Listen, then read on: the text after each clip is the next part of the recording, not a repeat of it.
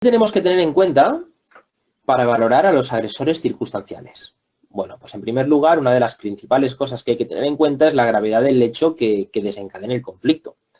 No es lo mismo un conflicto producido porque una persona se cuele en otra frente a otra en una sala de triaje o a la hora de pasar a urgencias, que un conflicto donde coinciden en la misma sala de espera ocupantes de diversos vehículos que han tenido una colisión, han tenido un siniestro y hay un fallecido de por medio.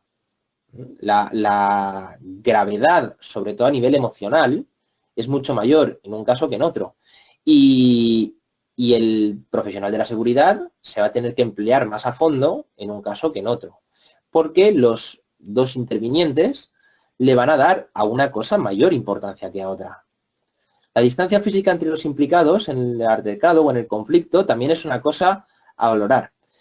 Y además, muy importante, no es lo mismo que estén silla con silla en esa sala de espera que decíamos antes que cada uno esté en una punta.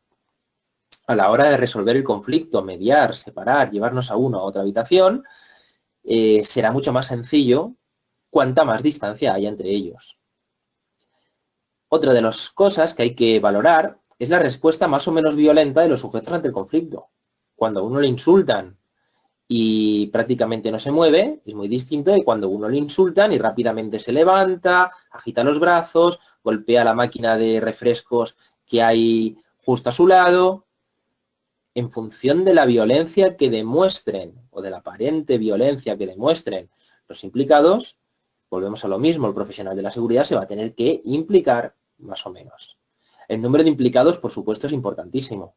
No es lo mismo que se peleen dos que se peleen dos familias gitanas, o dos maras, o dos tribus urbanas, independientemente del país, nacionalidad o mentalidad futbolística, religiosa, etc.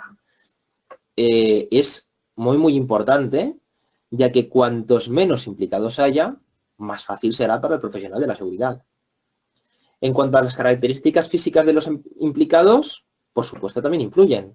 No es lo mismo que se peleen dos chavales de 14 años que están desarrollando su cuerpo que dos chavales de 17 años con los niveles de testosterona por las nubes que dos personas que pasen de los 50 años, que habitualmente no llevarán armas. Sin embargo, los de 17 existen muchas posibilidades de que porten en los bolsillos desde objetos contundentes hasta cortopunzantes. El nivel cultural y la capacidad de gestión de los implicados también nos va a facilitar mucho las cosas. Si vemos que uno de los dos sujetos lleva unas zapatillas de 150 euros, unas Salomon, mientras otro lleva unas zapatillas de menor importe, nos puede dar la impresión, podemos anticipar o podemos imaginar un nivel económico, muchas veces ligado a cultural, mayor. Con lo cual vamos a poder presuponer una mayor capacidad de gestión verbal del conflicto. Otra de las cosas es el entorno donde se desarrollen los hechos. Es mucho más complicado atender a una pelea que oímos y acudimos que se está sucediendo en un pasillo estrecho, en un baño o en una escalera, o en contraposición a un conflicto que se dé en el parking, o que se dé en un jardín, o que se dé en una sala, en un recibidor, un hall, un espacio bastante más ancho.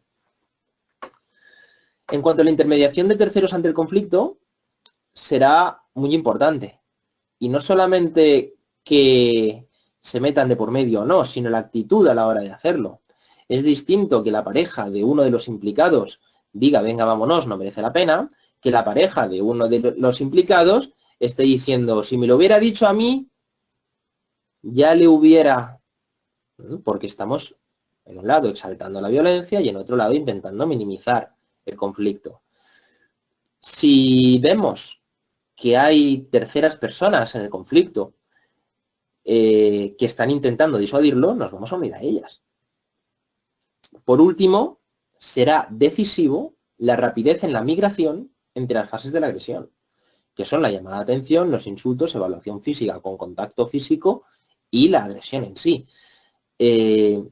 Si dos personas se miran mal, se insultan y ahí se queda la cosa, y al cabo del rato uno empieza a acercarse al otro, la cosa no es tan mala como si en cuanto me miras, rápidamente empiezo a insultarte al mismo tiempo que camino hacia ti.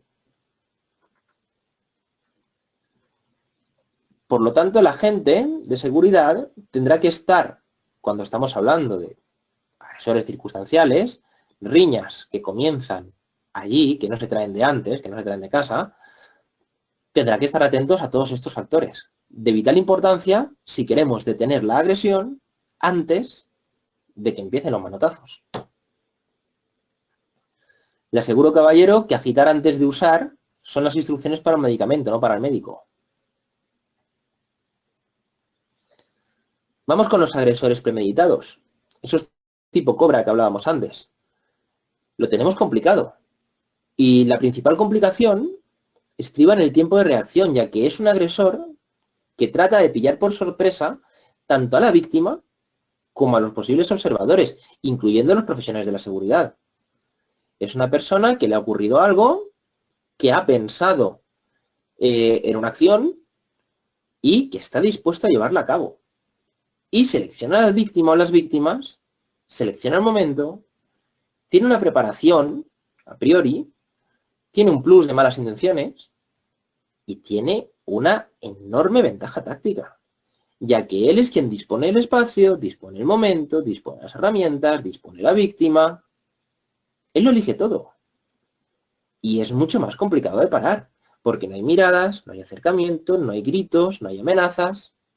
Directamente hay agresión. Ni siquiera hay una fase evaluativa sobre cómo me responderá el otro, porque me da igual. Además, este tipo de agresores responden a necesidades muy concretas, que como no conozcamos, será muy complicado dirigir una conversación. Estas necesidades pueden ser a nivel psicológico, necesidades intrínsecas de la persona, o necesidades materiales, necesidades extrínsecas. Yo de aquí no me voy sin mi baja, yo de aquí no me voy sin la receta de mi medicamento. Yo no puedo, o yo me voy a vengar de que haya insultado a mi mujer porque hizo un comentario desagradable ayer cuando vinimos a consulta. Una necesidad intrínseca, ¿no? El honrar a la otra persona, el vengar a la otra persona. Si el agente de seguridad no sabe por dónde van los tiros, será muy, muy complicado llevar un proceso de mediación. Además, estamos hablando de gente que, por norma general, tiene muy baja tolerancia a la frustración, si no comete el hecho tal y como lo tenía previamente pensado. Si yo voy desde mi casa hasta la consulta número 3 del traumatólogo con un cuchillo en el bolsillo porque tengo pensado asesinarle, y yo no tengo pensado tocar a nadie más ni hacer daño a nadie más, pero en ese momento se me pone delante el guardia de seguridad y me dice que no puedo pasar, y a lo mejor el primero que se lleva un picotazo es él. Porque no puedo permitir que mi acción sea frustrada por nadie, sea impedida por nadie. Y a lo mejor no me cargo al doctor. Y ya tengo que ver cómo me lo hago para averiguar dónde vive y esperar a la puerta de su casa. Pero el hecho de tener una baja tolerancia a la frustración es algo que es otra desventaja hacia nosotros.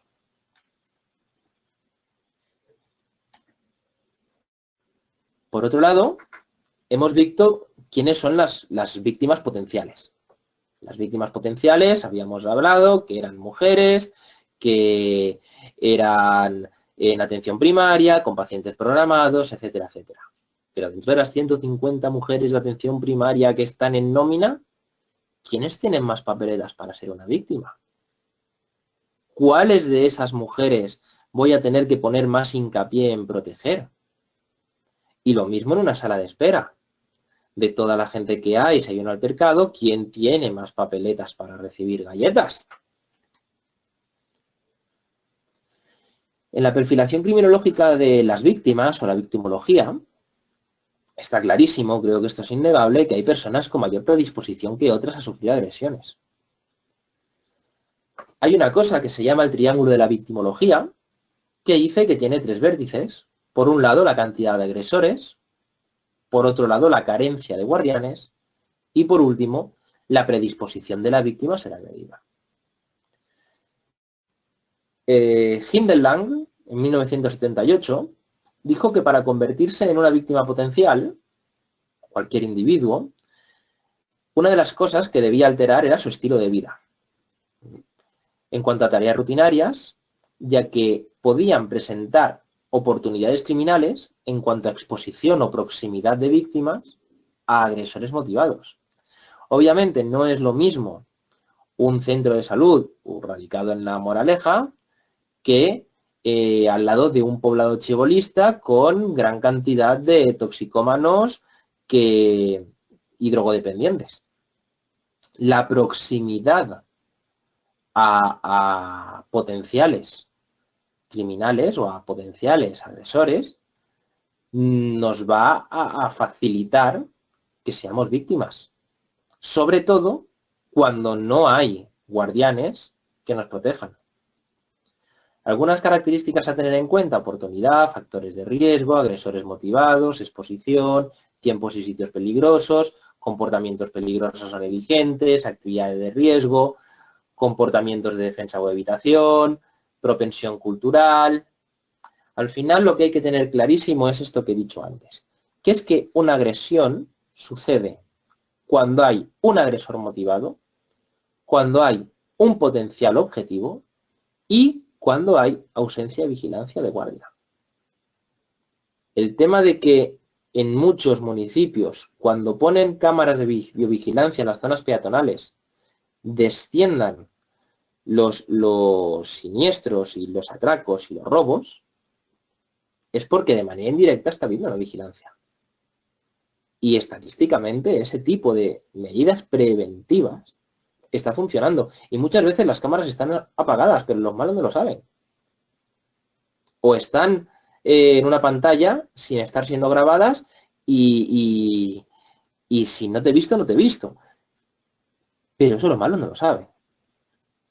El hecho de que haya una vigilancia y el hecho de que el profesional de la seguridad esté presencialmente allí, en el centro, va a evitar muchos problemas en ese centro de salud.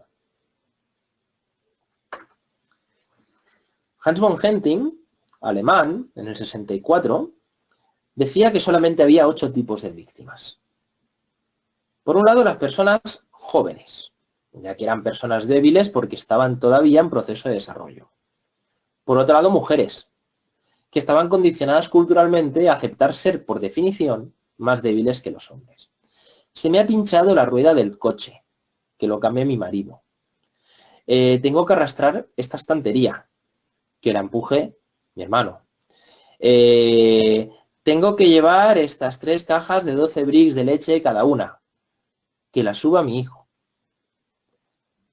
Al final, toda la sociedad y toda la cultura contribuye a que una mujer de 80 kilos crea que es más débil que un hombre de 80 kilos. Siempre, o en muchas ocasiones, las mujeres tienden a encargar tareas pesadas, tareas de tiro y arrastre, tareas de buey, a los hombres porque ellas mismas a sí mismas no se ven capaces. Cuando un agresor va a intimidar a una mujer, dame todo lo que lleves o te reviento la cabeza, la mujer no se plantea defenderse. El hombre tal vez, la mujer no. Y no se plantea defenderse porque culturalmente todas las acciones rutinarias de su vida, toda nuestra sociedad, lo que está diciendo desde que son pequeñas es esto que lo hagan ellos porque ellos son más fuertes.